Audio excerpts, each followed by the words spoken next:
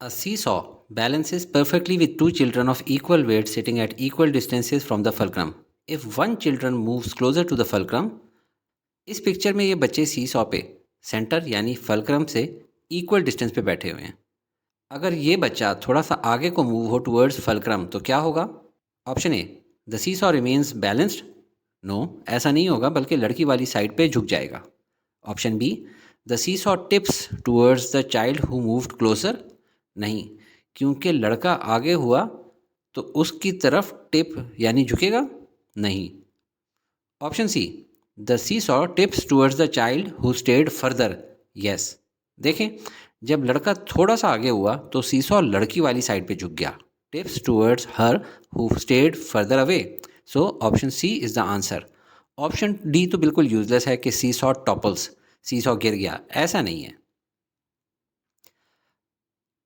When line of action of the applied force passes through its pivot point, the moment of force acting on the body is maximum, minimum, zero या infinite। बहुत आसान सवाल है। देखें, moment of force कहते हैं torque को, और इसका फार्मूला होता है फोर्स मल्टीप्लाई बाय डिस्टेंस, और ये डिस्टेंस होता है perpendicular distance from the force to the axis of rotation, जिसको पिवट भी कहते हैं। इस दरवाजे को देखें, ये इसकी एक्सिस ऑफ रोटेशन है। फोर्स जाहिर है कि डोर नॉब पे लगाई जाती है। अगर फोर्स की डायरेक्शन ये हो तो देखें, ये परपेंडिकुलर डिस्टेंस है from direction of force to the pivot. ऐसे में टॉर्क मैक्सिमम होता है।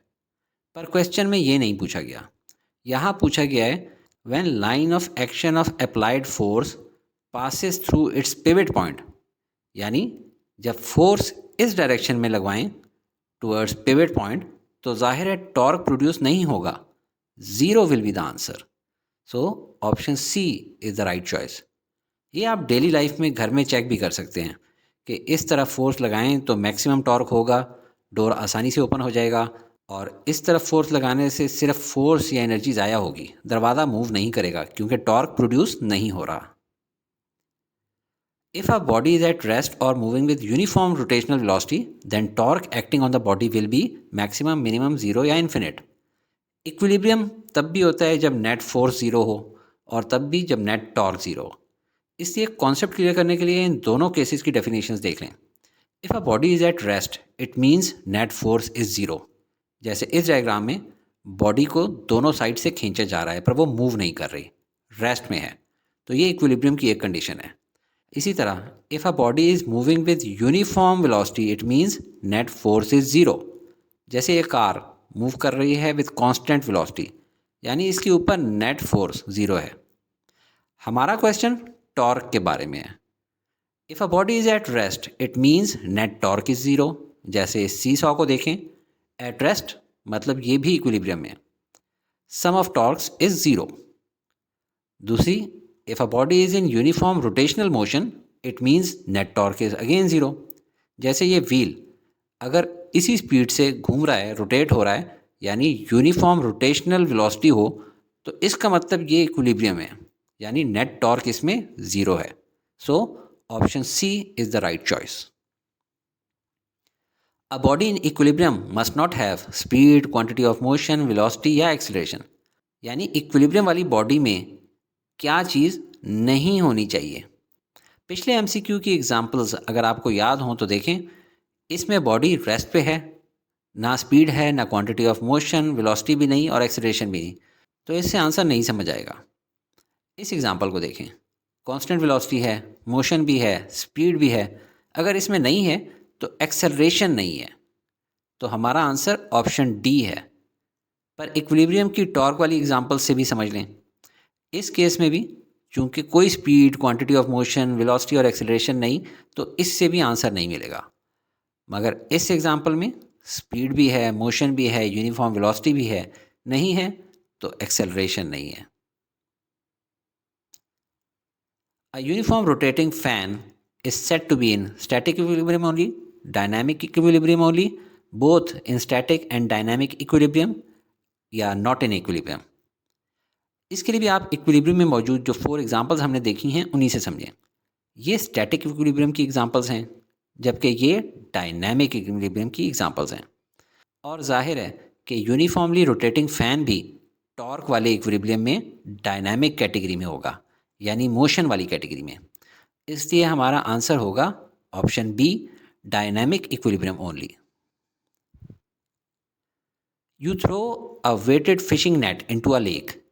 As it sinks, it opens fully underwater. Where is the net's center of mass now compared to when you threw it? Higher in the water column, lower in the water column, at the same depth but slightly shifted horizontally, unchanged from its position when thrown. वैसे तो जाल बहुत किस्म के होते हैं, ऐसा question class 9 level पे होना नहीं चाहिए था, पर आपको ये मैं एक पिक्चर से समझाता हूँ।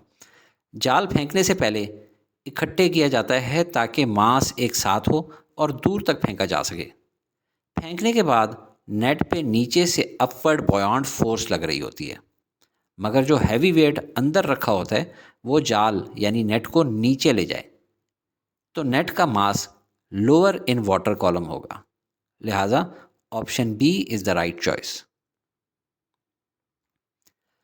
A tight rope walker is carrying a long pole while walking across a rope.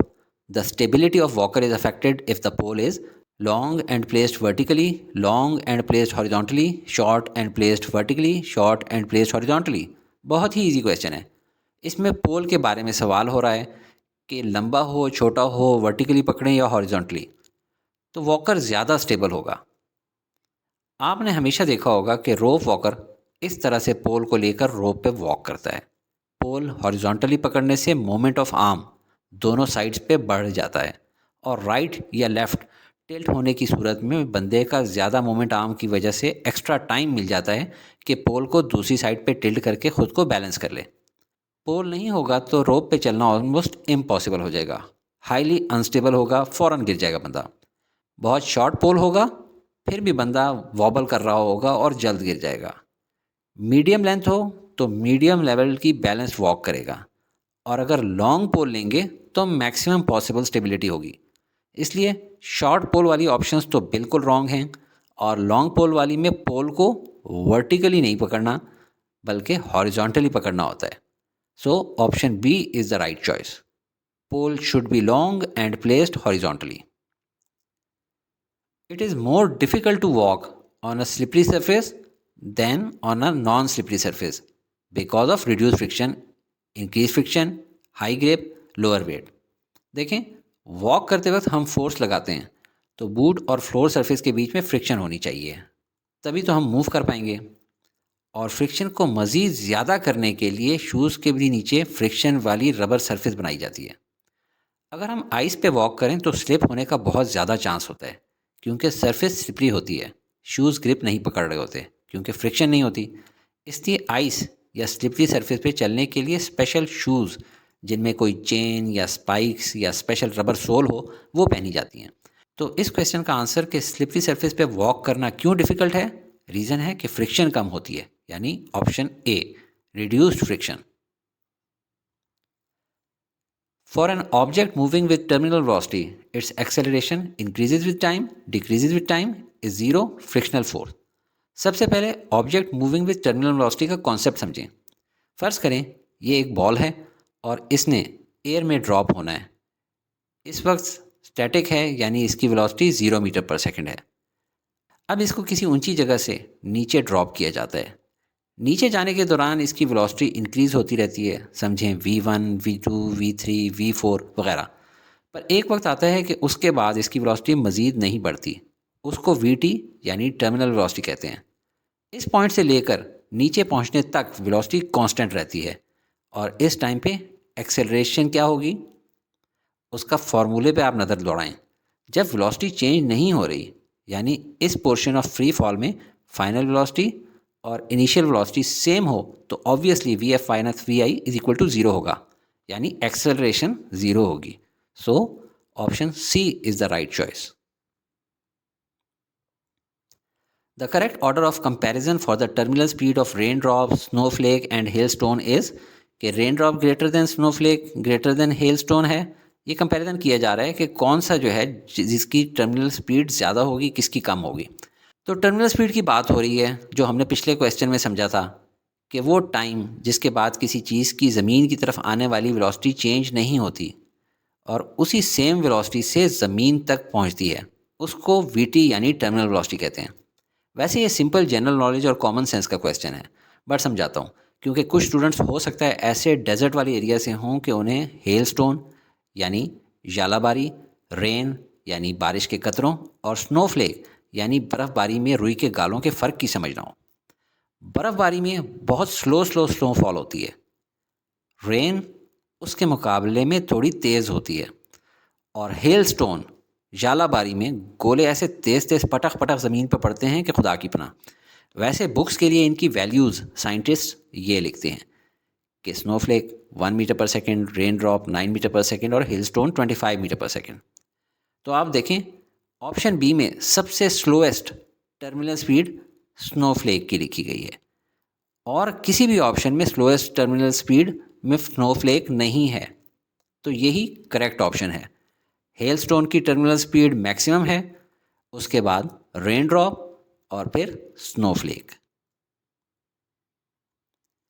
You are trying to loosen a nut using a spanner, but it is not working. In order to open the nut, you need to insert a pipe to increase the length of spanner, use a spanner of small length, use plastic and soft spanner, tie a rope with spanner. ये भी बहुत आसान MCQ है। देखें, ये एक spanner है जिसमें यहाँ फोर्स लगाई जाती है ताकि नट ओपन हो सके। इसकी लेंथ जितनी ज़्यादा होगी उतना इजीली नट ओपन होगा। तो स्पैनर ऑफ स्मॉलर लेंथ वाली ऑप्शन बी तो बिल्कुल रॉन्ग है, जबकि ऑप्शन सी के plastic rod and soft spanner use करें ये तो मजाक है, प्लास्टिक बेंड हो जाएगा। और टायर रोप विद स्पैनर ये भी यूज़लेस बात है। स्पैनर का मोमेंट आर्म इंक्रीज़ करना है तो उस पर पाइप चढ़ाई जाती है जिससे मोमेंट आर्म इंक्रीज़ हो जाता है, और यहाँ फोर्स लगाते हैं जिससे आसानी से नट ओपन हो जाता है। ये काम अक्सर ट्रक वाले करते नज़र आते हैं जब टायर के नट्स खोलने हों। इसलिए option A is the right choice. Insert a pipe to increase the length of spanner. The force that always changes direction of velocity and not its magnitude is called gravitational force, electric force, centripetal force या friction.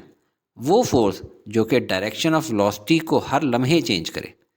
Gravitational force के ज़ेर असर तो हमने देखा है कि ball अपनी डायरेक्शन ऑफ वेलोसिटी चेंज नहीं कर रही, नीचे अर्थ की तरफ ही है, जबकि मैग्नीट्यूड चेंज हो रहा है। लिहाजा ऑप्शन ए नहीं है।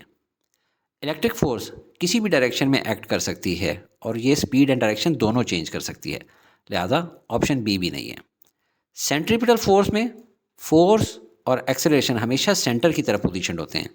जैसे यहाँ रेड फोर्स है और पिंक एक्सेलरेशन, जबकि ब्लू कलर वाली वेलोसिटी का मैग्नीट्यूड सेम रहता है बट हर लम्हे डायरेक्शन चेंज होती रहती है।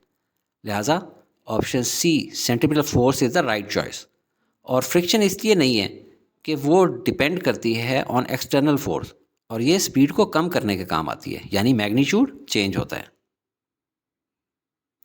The reason that a car moving on a horizontal road gets thrown out of the road while taking a turn is the reaction of the ground, rolling friction between tyre and road, gravitational force या lack of sufficient centripetal force.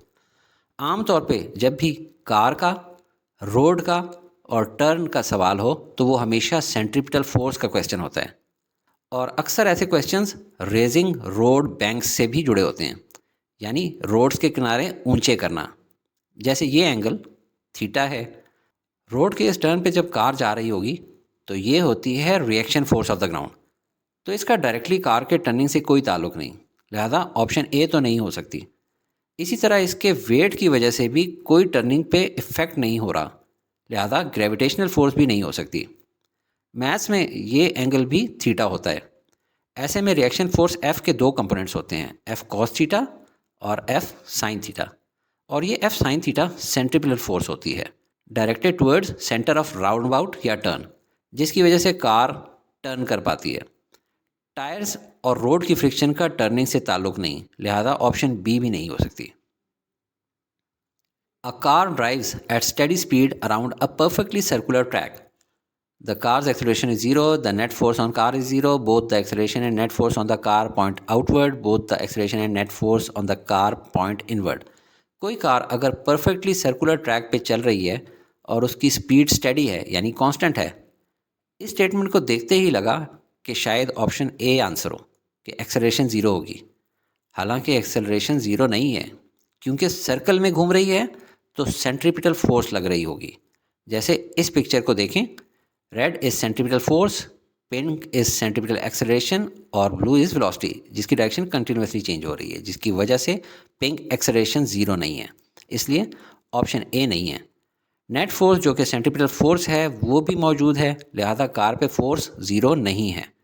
और देखें force और acceleration outward point नहीं कर रहे, लिहाजा option सी भी नहीं है, इनवर्ड पॉइंट कर रहे हैं, यानी option D is the right choice.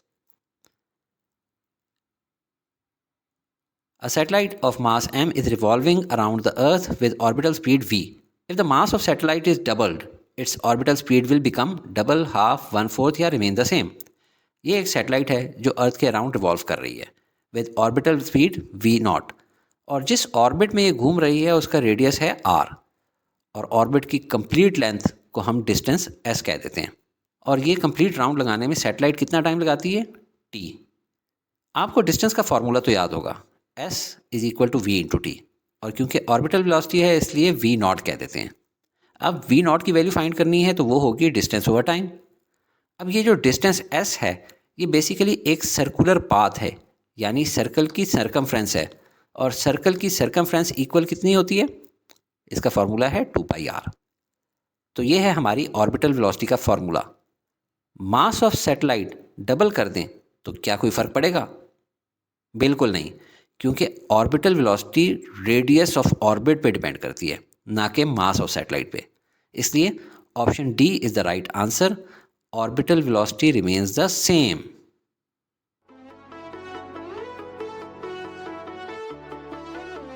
Study with me, a learning experience.